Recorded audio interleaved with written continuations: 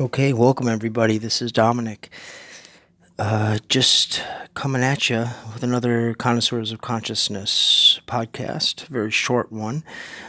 Today I wanted to address a few, or propose, rather, a few, not so much arguments, but just questions, I guess, Socratic wise, that I could ask some believers.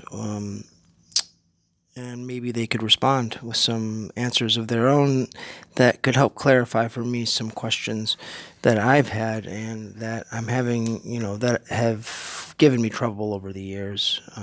And I wouldn't say contributed to my atheism. These are kind of things that kind of solidified it after the fact. But if we look at the God of the Bible. Let's just use that God, for instance, because that's probably the audience that's listening to me. They quote him as being omnipotent, omniscient, omnipresent, all that shit. And back in the day, an objection arose that many people have heard that, well, if God is omnipotent, could he create a rock so heavy that he himself could not lift it? And this defied the laws of logic of omnipotence. So what they did to clarify that was they changed the word to maximally powerful. So basically, God is omnipotent, but maximally so. Basically, he cannot defy the laws of logic. So he's as powerful as possible without defying logic. So this kind of saves that contradiction. And this was all well and good. And that's great. So we go on to free will. A lot of people believe in free will for some reason, mainly because it is an intuitive type of feeling, especially the so-called libertarian free will. This is the free will that says that I could have done otherwise. So if I walk across the street, let's say to a car, smash the window, break in, hotwire it, if that's even still possible nowadays, and then bounce off with the car. Now, if I rewound that tape and started over again, libertarian free will says that I could have done otherwise. I didn't have to do that. But if we take that and set it to the side, if you ask most people, they will agree that in the physical world, things are based on cause and effect, and that everything is an effect from a prior cause. And this is true of your behavior. This is true because you are a physical chemical machine. Sam Harris has tackled free will, and I don't want to get into that, so you can go look up his shit. And it's a brilliant book, and it should convince you of determinism, whether you believe in a soul or not, because even a soul or randomness doesn't help the situation. So, free will, back to that. So, here's my question. If God is omniscient, as most Christians would believe, then determinism must be true, because you would have to say, you could ask a person, am I allowed to make my own choices? Can I choose whether to go left or right? Oh, yeah. And the person would say, yeah, sure. Well, does God know whether I'm going to go left or right? Because God's omniscient. He knows everything. He knows what I'm going to do. He knows everything. He knows that I was going to be born. He knows my whole life. That person most likely will have to answer yes. And that if they do, then this kind of implies determinism. It implies fatalism. It implies that I don't have a choice, that I am just a plaything, that I'm going to do what I'm going to do based on causality and based on prior causes. This erases the idea of prayer, too. I mean, empirically, prayer has no evidence of working. They've done studies on this. You can look into that yourself.